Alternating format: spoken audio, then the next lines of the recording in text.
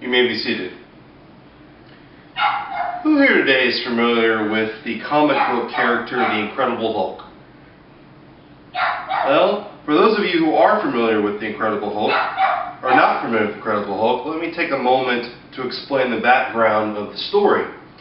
In this comic, we are introduced to Bruce Banner, an intelligent scientist who has experience with working with gamma radiation. However, there's something unique about Mr. Banner.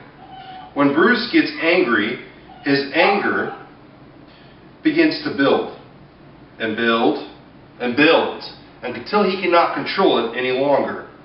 See, Mr. Banner's intense anger causes him to turn into this big green monster known as the Hulk.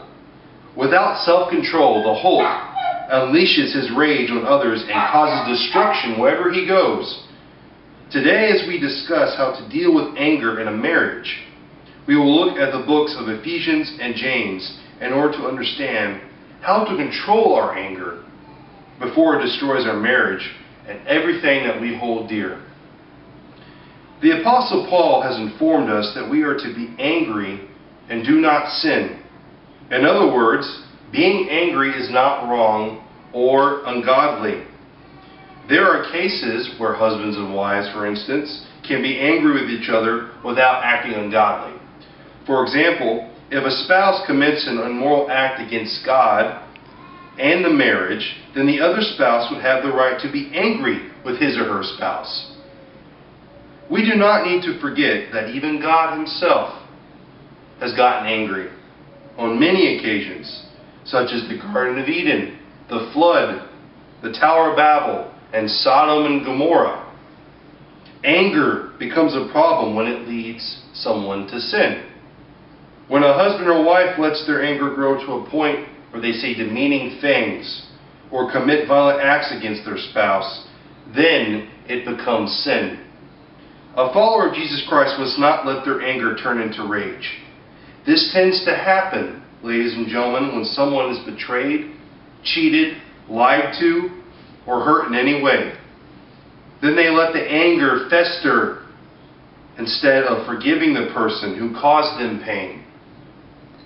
Husbands and wives are to make sure that if they are angry with their spouse, they do not go to bed until their anger is resolved. Another way to look at this is that husbands and wives are not to hold grudges against each other. A grudge is a form of bitterness that, if not addressed, can lead to hate. And anger can also lead to malice and the want for revenge if it is not handled in a godly manner. So make sure above all else that you control your anger. In addition, do not give Satan the opportunity to manipulate your anger or your spouse's anger, because he will take it if he has the opportunity. Do not allow Satan to take a small argument and turn it into a huge fight, which means don't argue over ridiculous things or notions. Do not believe the lies that Satan tells you in response to your spouse. Satan wants you to lose all control of your anger and sin against your spouse. If you give the devil an audience, he will not stop till your marriage is destroyed and your life is in pieces. So do all you can to make sure that you guard your marriage against the attacks and the wiles of the devil. On another note, there is a three-step method in order to control anger in a marriage and anger in general. First, husbands and wives, you need to be quick to listen to each other. Do not assume that you know how to fix the problem with your spouse without even hearing them and listening to them. Don't block out your spouse's understanding and only listen to your own understanding.